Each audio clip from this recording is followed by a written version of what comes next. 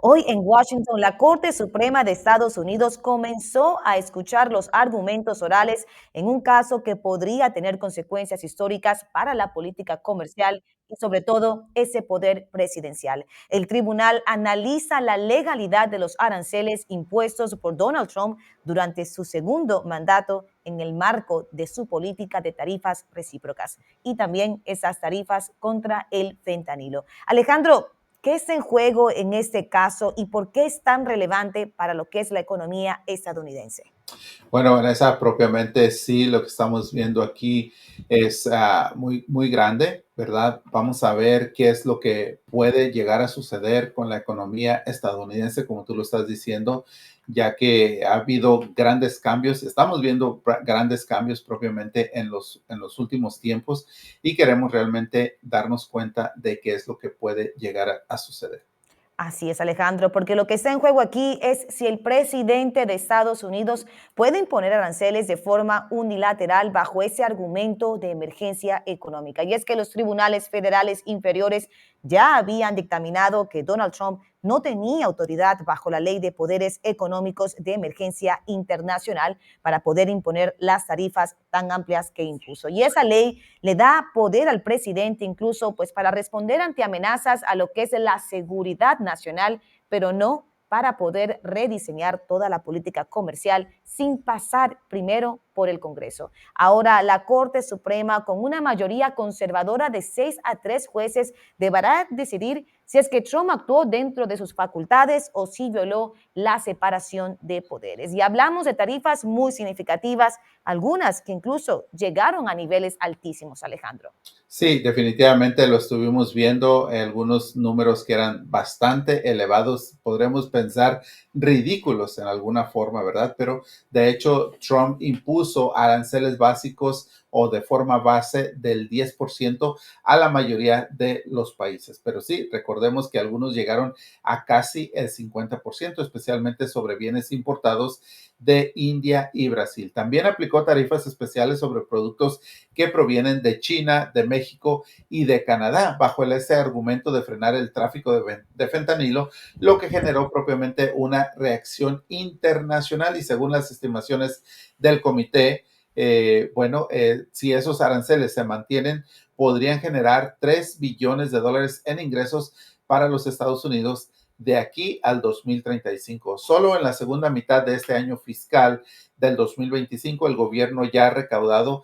151 mil millones de dólares en derechos de aduana.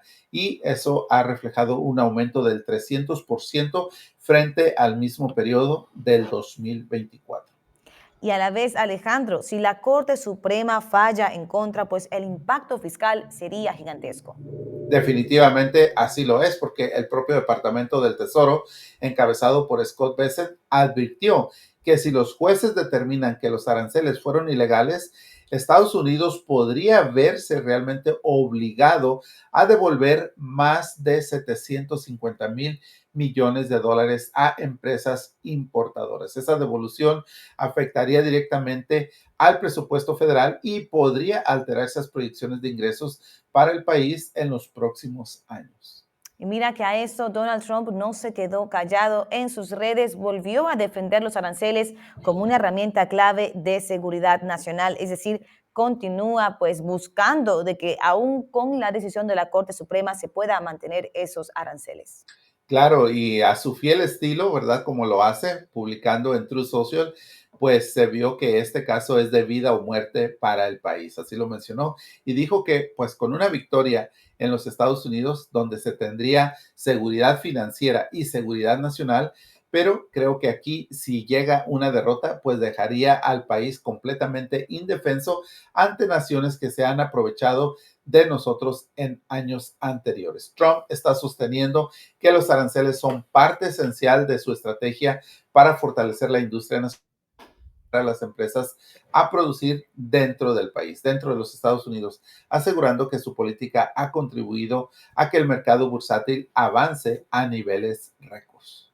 Y sin embargo, los críticos argumentan más bien, y lo sabemos, que esos costos terminan pagándolos los consumidores estadounidenses. Quiere decir que perdón, American First, vamos a poner impuestos para poder crecer nuestra economía, pero la economía a la final del ciudadano al pie es de que los precios de lo que consume terminan siendo inflados.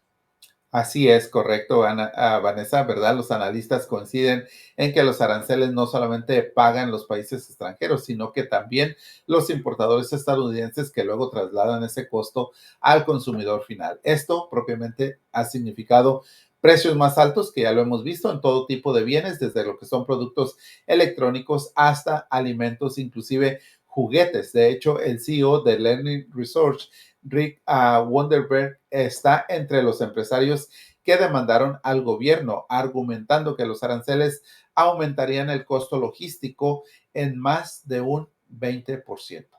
Así que vemos, Alejandro, audiencia, que más allá de ese debate político, ese caso tiene un fuerte impacto económico y como lo estamos viendo ahora, siendo llevado este caso a la corte, un impacto jurídico. Alejandro, me recordó esa frase en ese momento, sé que las frases son tuyas, pero sé que esa la sabrás. A veces es mejor pedir perdón que pedir permiso. Exactamente, Vanessa. Eso creo que es lo mejor. No solamente pues determina que si Trump está actuando dentro de la ley, pues también sería tanto ese poder de tener a un presidente en materia comercial. El fallo a favor pues ampliaría esa autoridad ejecutiva, mientras que un fallo en contra pues reafirmaría el rol del Congreso en la política económica. Por ahora, la Corte no ha emitido un fallo inmediato. Se espera una decisión hasta a mediados del 2026, pero el solo hecho de que este caso llegue al tribunal, pues ya está marcando un precedente histórico.